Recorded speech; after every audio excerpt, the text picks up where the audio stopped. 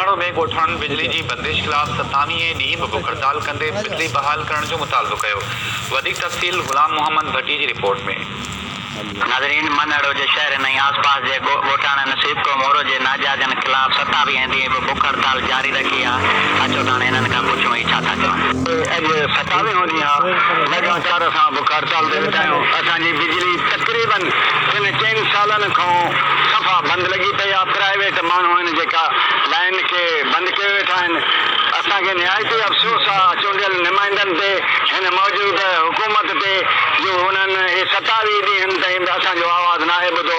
अफ़सोस आहे असांखे हिन हुकूमत ते, हिन नुमाइंदनि ते, ऐं ख़ासि करे असां पंहिंजे चूंडियल नुमाइंदा जेके हिन इलाइक़े जा आहिनि, हिन हद जा आहिनि, जीअं MP साहिब आहिनि या MLA आहिनि, उन्हनि ते बि ॾाढो अफ़सोस थो अचे। असांजी इहा ई अपील आहे जेसिताईं बिजली बहाल न थींदी असांजो एहतजाज जारी रहंदो। असांखे 27 ॾींहं असां हिते बुख हड़ताल ते वेठा आहियूं था ऐं बुख गर्मी हर शइ बर्दाश्त ते वेठा आहियूं था पंहिंजे हक़ मसइले लाइ। पर को बि नुमाइंदो या बिजली जो ऑफिसर, को बि न आयल माण्हू जेके असांखे चूंडे मथे मोकिलिया आहिनि, को बि हिननि मां न आयो आहे। असांखे लीगल मां कुझु न मिलियो, पीपल कुझु न मिलियो।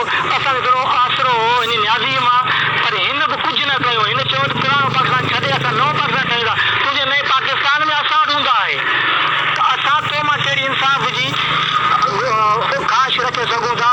सुप्रीम कोर्ट जो जज आहे या जेके मसवरा आहिनि उनखे अपील था कयूं त अचो असांजो मसइलो ॾिसो। असांखे 27 ॾींहं असां मीडिया जे ज़रिए हर हंधि ही ख़बर पहुचाए रहिया आहियूं, पर असांजी ॻाल्हि को बि ॿुधण वारो न आहे। त लाइट न आहे, ईद जी सीज़न लॻी थी आहे, हिते बिल्कुलु ऊंदाही लॻी पई आहे, कमकार बिल्कुलु ठप थी विया आहिनि, रोज़ी बिल्कुलु ख़तमु थी वई आहे। असां महिरबानी करे मसवारनि खे चवंदासीं त असांजी ॻाल्हि जो नोटिस वठो वञे ऐं लाइट बहाल कई वञे।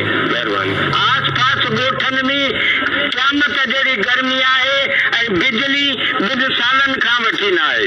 स्कूल में नंढा ॿार पढ़ण कोन था वञनि, उते सोलर बि न आहे। ऐं असां मुतालबो था कयूं चीफ जस्टिस खोसा सईद अहमद खां ऐं सिंध हाई कोर्ट अली मोहम्मद शेख खां ऐं उमर अयूब खां त इन्हनि ते ॻाल्हियुनि ते नोटिस वठो। हर वक्त अपडेट रहण जे लाइ विज़िट कयो असांजी वेबसाइट KTNnews.tv। ते वठंदासीं शॉर्ट ब्रेक ऐं ब्रेक खां पोइ ॿीहर हासिल थींदासीं हेडलाइन सां गॾु। तव्हां ॾिसंदा रहो KTN न्यूज़।